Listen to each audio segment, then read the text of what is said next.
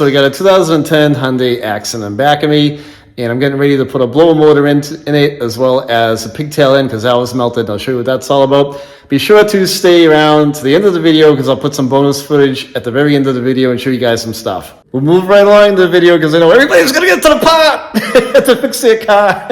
So we'll get to the part. So I'll show you how to do this the right way. Hang tight, guys. Let's roll on this. The blower motor is located on the passenger side underneath the dash. And here is the harness end that goes into it. Mine's melted to a crisp. And there's a tab right here on the left of it that you got to press in and pull out, and it'll release the end of that harness. Mine is so melted that it's kind of fried into place, so that's part of the reason why we're replacing it. Alright, I might have to get a flathead screwdriver, put it in between, and kind of hit the tab and gingerly get its way out of there. Alright, so I got the plug-in to break free from the blower motor. I just wanted to show you this. Look how cooked this thing is. I don't know why these get so hot, but this is like from the factory. The thing is just complete toast. A lot of times what happens is that if a blower motor resistor goes bad, it can heat the wire up, but at the plug-in like this, a lot of times it's the blower motor that kind of starts to go bad. It heats up and it cooks the end.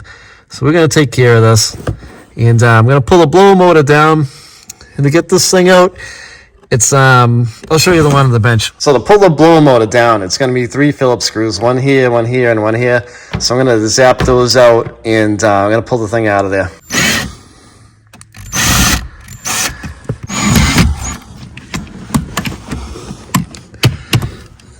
And there's one way behind here that I'll probably have to get a Phillips screw for, and then we'll drop it down. So you might want to do yourself a favor and, let's see, get the rear screw first so it doesn't come crashing down on you, and then get the fronts, because the rear one's going to obviously be the hardest one to get at. So I'm a little jiggly with the camera, but it's a tight spot. I wanted you guys to see this, and so get that one out, and then I'll hold this up with my hand. I got 3 things going here at once, huh? How about that?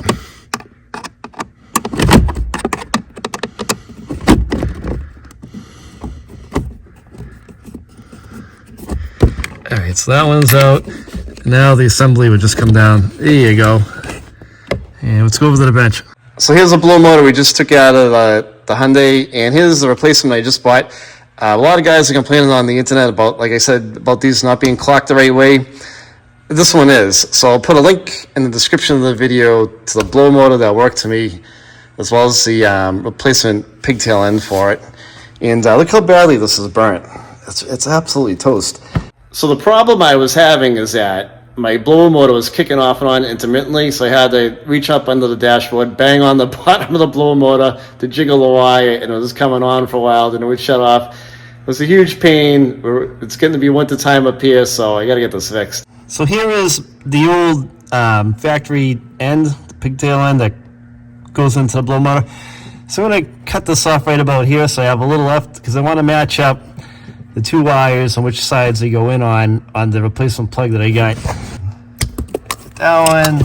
So here's the roasted end we took out of the car. And here's the new one that I have. And I'm holding them side by side. They're pretty much identical. So what we're going to do is we're going to match up the wires. So this wire right here would be the black one. So we're going to put an end on this one, a butt connector on this one, and then another butt connector on this one. So underneath the dash, you just kind of want to make sure that when you plug them into place, like the red wire on mine is going to be the red wire here, and the blue is going to be the black on the new one. Half the time when you get new, anything electrical, even we did a Ford Expedition with a brand new wire harness, and there was something like 10 wires on it. They were all different. So you basically just want to match the wire positioning up, and the circuit should be the same. You should be okay. And take the ends off so we can slide the butt connector on. Wait.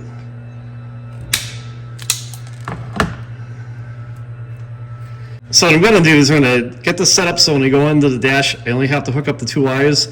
So this is what I'm going to do. I'm going to set this up outside of the car, get one end all set, because it's just going to be easier on you instead of trying to fiddle around, crimping down 4 ends. I know it's 2 wires, but you got to do it 4 times. So I'm going to do that, and then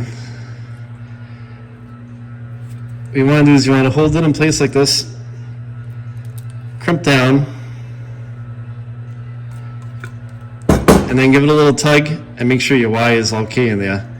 And I'm going to do this one, and then I'm going to go underneath the car with these 2 already made up, and I'm going to crimp the other ends from the factory harness into these 2 ends, crimp them down. And then these are heat shrink tubes I got from Harbor Freight.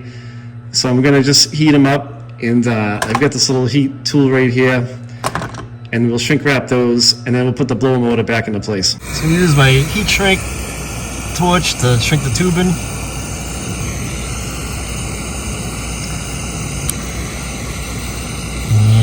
Be very careful. You do not want to light anything on fire.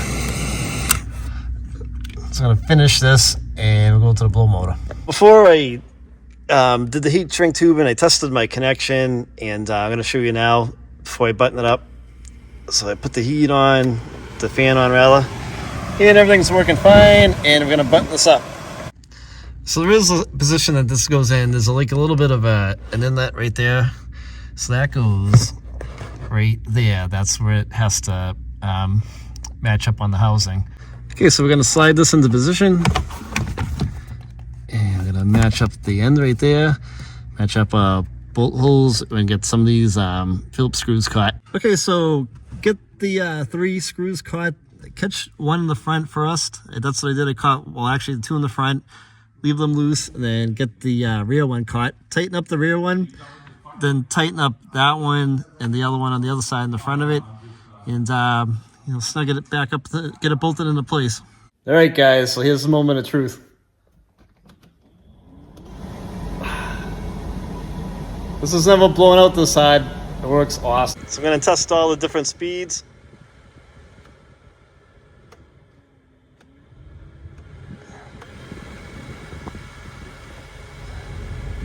I just picked this car up a little while ago, probably during the summer, so probably about like 4 months ago. And, my blow motor was always working intermittent. It works on all the settings. So kind of go through everything, make sure you're all set. I've got some bonus footage for you. Check this out. All right, so you stuck around this long. I wanted to explain something to you with this blower motor. So from what I've been hearing on the internet, a lot of these blower motors clock the right way. This one is, according to my 2010 Hyundai Accent Blue, and it's hard to find a pigtail. I couldn't find a pigtail on the internet that fit this blower motor, so I had to dive deep, and I was able to find one that fit it. What I'll do is I'll put a link in the description of this video to this pigtail and also the blower motor, and this one will replace the melted one if yours is melted. It's very common on these cars to have these melt.